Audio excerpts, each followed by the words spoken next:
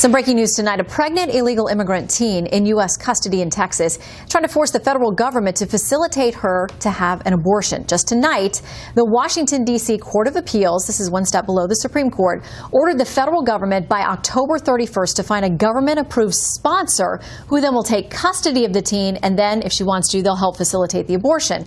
If the feds do not do that, the case will go back to a lower court judge who's already ruled she should be able to get the abortion. In other words, the illegal immigrant teen is very likely to get the abortion right here in the U.S. unless the Supreme Court maybe gets involved. So joining us now to talk about that and more, Penny Nance, CEO and president of Concerned Women for America, and Elizabeth Wydra, president of the Constitutional Accountability Center. Good to see you both tonight. Great to be with you. Let me just ask you, Elizabeth, as our resident legal eagle who has had many cases before the Supreme Court you've been involved with, what are the odds you think this ends up there? Well, I think if it were to get to the Supreme Court, I mean, this is really an extraordinary case where we even had some people suggesting, fortunately not the Trump administration, that undocumented immigrants don't even get the constitutional protections of people in the United States. That's breathtakingly wrong and unconstitutional.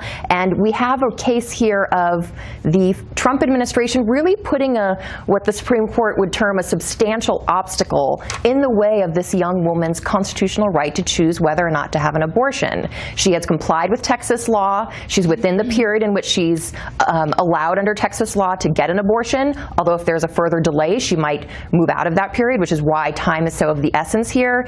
And I think if we get this case up to the Supreme Court, we'll see another ruling like we saw just in actually coming out of Texas in the most recent terms, where the Supreme Court reaffirmed that a woman has a constitutional right based in her dignity and personal liberty and reproductive autonomy to determine for herself whether to choose to have an abortion or to choose to carry a pregnancy to term. Well, and Penny, I know a lot of pro-life groups are worried about a precedent this potentially could set. And a couple of folks I talked with yesterday said they don't want this to be a magnet to pull young women across the border. If maybe where they're from they couldn't get an abortion, but come to the U.S. and feel like there's going to be a protection, a legal ruling or protection that would allow them to come here to get an abortion they couldn't get at home. But it's interesting, in this ruling from the D.C. Circuit today, they said, we note the government has assumed for purposes of this case that the young woman, 17 years old, an unlawful immigrant who was apparently detained shortly after unlawfully crossing into the U.S., does possess a constitutional right to obtain an abortion in the U.S. Is that already setting that precedent? Well, that's the concern. But can I just back up for one moment and recognize what we're talking about? This young woman is 15 weeks along in her pregnancy. That means that this baby has all her major organs.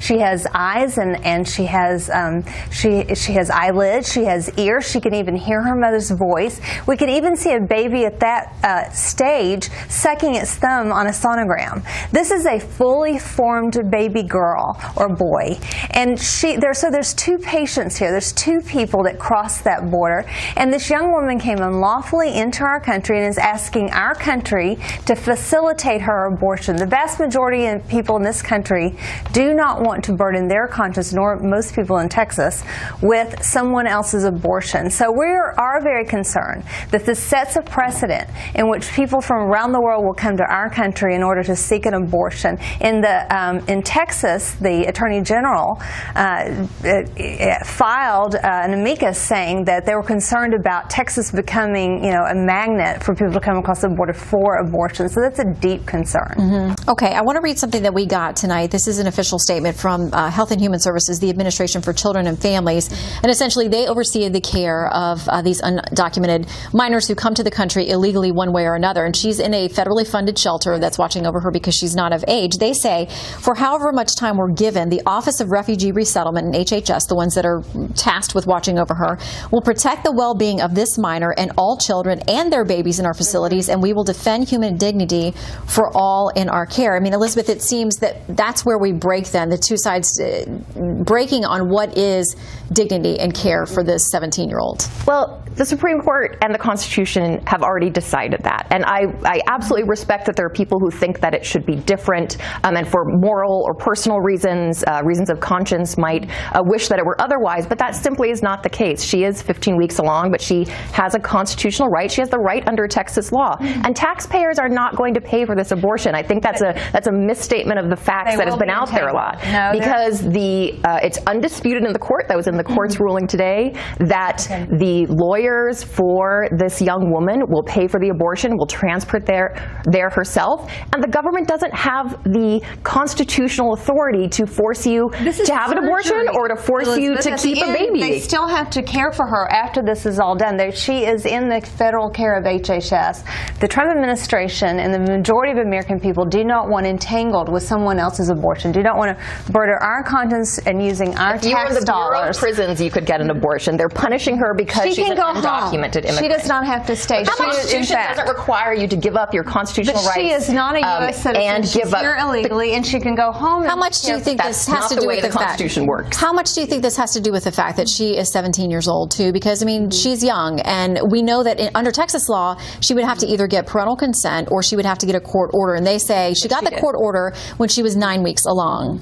So, Penny, now, if we go to the October 31st deadline the court set today for finding a sponsor who will walk her through this process, her legal team says, she's going to be 16 and a half weeks then, and it's a different procedure. And, of course, the child is much further along.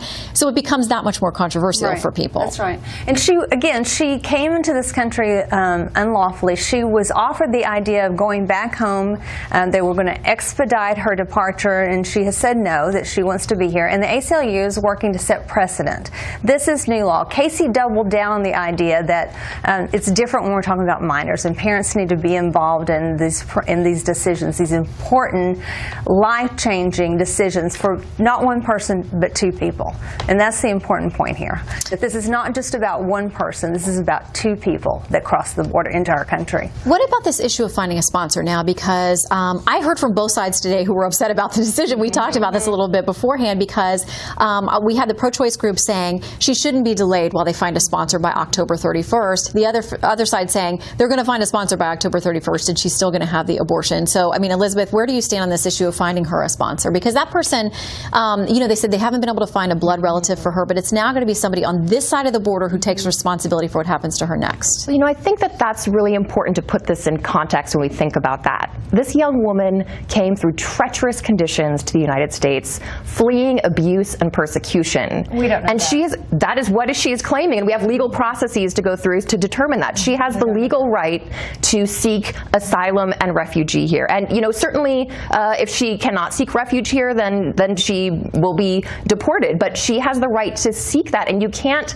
ask her to give up that legal right, which she clearly has under the law, in order to exercise her constitutional rights. And while the information is kept private because she is a minor, we do know that the country to which she would be sent back does not allow abortion. So essentially, the Trump administration is forcing her either by keeping her in custody here or sending her back to a place where she could face abuse and persecution in order to force her to have a pregnancy. Quick final word. Well, they have offered the idea to expedite, to send her home and allow her to deal with this in her home country. U.S. citizens should not have to foot the bill. In some way, there will be entanglement. There is entanglement because she has to be cared for before and after the procedure, and she is in our custody. Our country wants to care for and use compassion and not end life. Okay. All right. Well, we're going to leave you with your agree to disagree. But Penny and Elizabeth, great to have both of you with us. Great to be with you. Thank you so much. Tough topic.